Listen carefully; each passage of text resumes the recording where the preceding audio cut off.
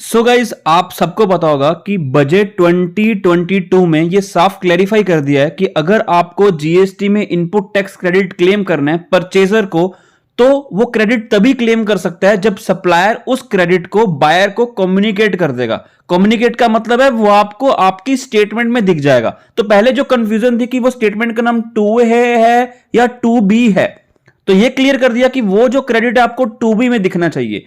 2A और 2B में difference क्या होता है कि फॉर एग्जांपल अगर किसी ने अपने इनवॉइसेस को सप्लायर ने जीएसटी पोर्टल पर सेव कर दिया और रिटर्न फाइल नहीं की, तब भी वो क्रेडिट आपको 2A में दिख जाता है। तो पहले क्रेडिट क्लेम किया जा रहा था 2A के बेसिस पर, बट 2B में कोई क्रेडिट तभी दिखेगा जब सामने वाले सप्लायर ने कट ऑफ डेट से पहले रिटर्न फाइल कर दी है। कट ऑफ डेट कितनी होती है? 13th। For example Jain month की बात करते हैं, जैन 2022 की, तो सप्लायर जो भी इनवॉइसेस 13 फेब तक टेकअप करेगा, उन इनवॉइसेस का क्रेडिट बायर को उसके 2B में दिख जाएगा, तो वो उसका क्रेडिट क्लेम कर सकता है।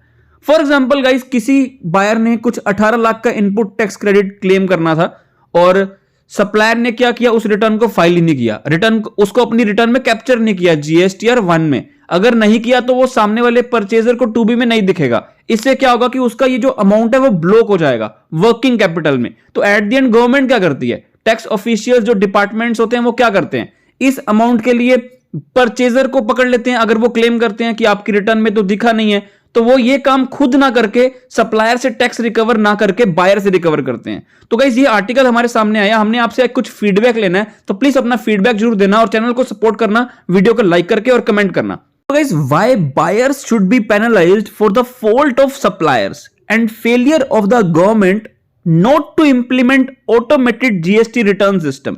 जब GST आया था तो क्या बोला था, ease of doing business होगा, simplified GST आ रहा है, और जो हमें अभी नहीं दिख रहा है, परचेजर को खुद का क्रेडिट क्लेम करने में भी इतने सारे पापड़ बेलने पड़ते हैं। मतलब एक बार तो वो सप्लायर को पे करता है, अगर वो रिटर्न फाइल ना करे सप्लायर, तो उससे परचेजर से वो टैक्स की रिकवरी दोबारा डिपार्टमेंट करता है, तो डबल टैक्सेशन हो रहा है गाइस।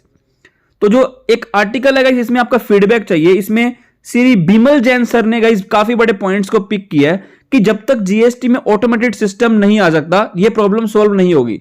आपको सप्लायर को उनके फॉल्ट के लिए पकड़ना है, ना कि बायर्स को।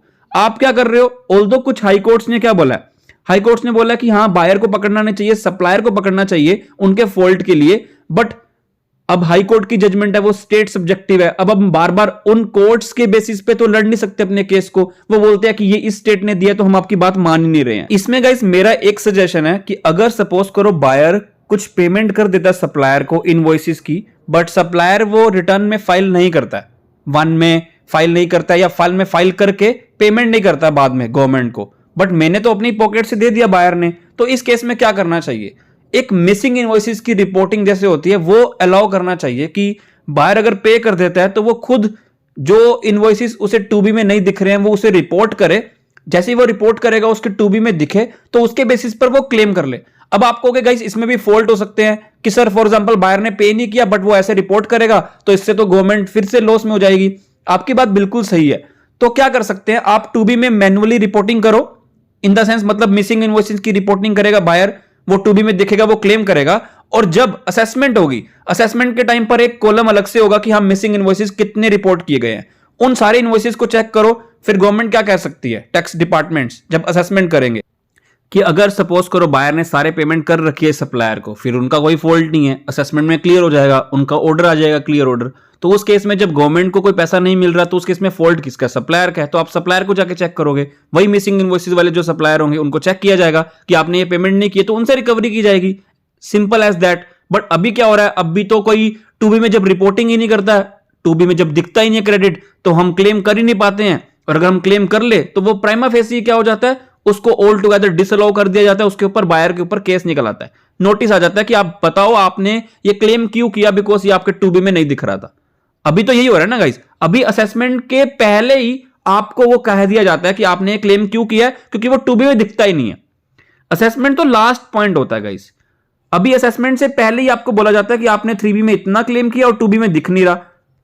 तो इसलिए मिसिंग इनवॉइसिंग की रिपोर्टिंग से क्या होगा, जो प्राइमा फेसी केस उठ रहे हैं वो उठेंगे नहीं, क्योंकि 2B में भी होगा 3B में भी होगा, तो आप क्लेम कर सकते हो। फिर जब असेसमेंट होगी तब मिसिंग इनवॉइसेस को चेक किया जाएगा, वेंडर से मतलब बायर से उनके प्रूफ मांगे जाएंगे, और चेक किया जाएगा कि उन्होंने पेमेंट की है, और एट द एंड फिर सप्लायर को चेक किया जाएगा, जिसका फॉल्ट होगा उसी को पकड़ा जाएगा। इससे गाइस दोनों का बेनिफिट होगा।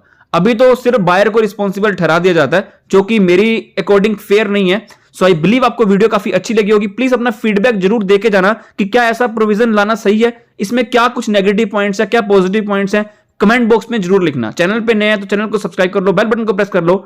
Till then good bye.